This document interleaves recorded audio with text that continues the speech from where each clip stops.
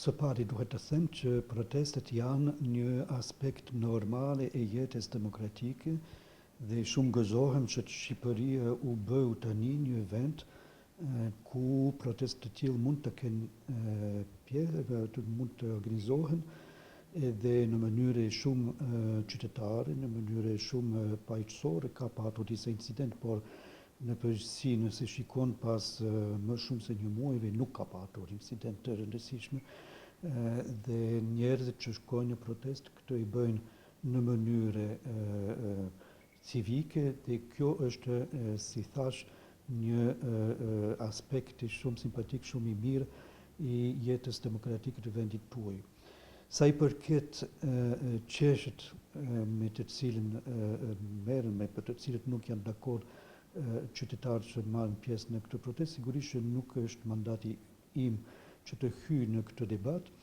E dëgjoj, e shikoj, e kuptoj, të paktën mundohem të kuptoj çfarë janë kërkesat, por nuk do të hyjmë, vetëm jemi shumë kujdesshëm që të drejtët e qytetarëve për të marrë pjesë në këtë lloj protestë janë të respektuara nga të pushtet, edhe enkurajojmë dialogun kur është mundur.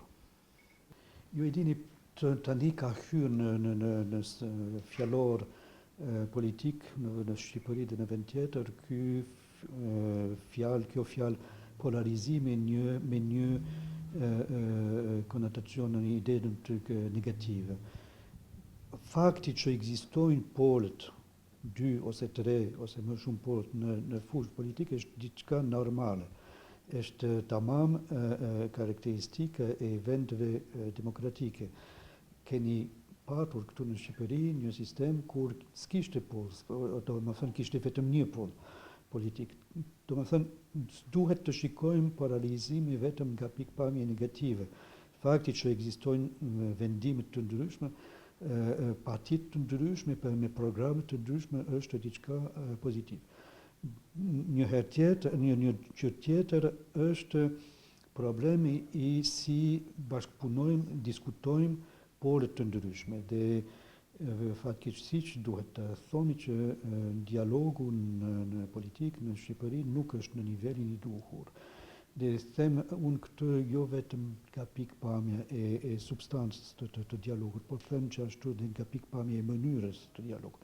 Sepse mund të kesh ide të absolutisht kundërshtar me njerëz një tjetër, duke shprehur mendimin tënd në mënyrë të sjellshme, të pranueshme. Jo, ne tani do të punojmë, shikojmë çfarë mund ta bëjmë për të ndihmuar, për të luftuar kundër çfarë quhet hatred speech, që nuk është pranueshme, që edhe një herë që të mos jesh dakord me komshin ose me kolegët është normal, por duhet të diskutosh, duhet të organizosh zgjedhjet, kush fiton zgjedhjet më vonë implementon programin e tij ose e saj, e duhet të respektosh dhe duhet të kesh mënyre për të dialoguar me opozitë brenda partive edhe në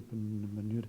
Dhe kuptoj unë që, si thash në fillim, që fjalë polarizimi ka hyrë në fjallor bashkëkor politik duke të treguar diçka negativ, duke të treguar për mos dialogun, mungesën e dialogut, ose dialog në mënyrë të shumë ashpër me fjallor të papranueshëm.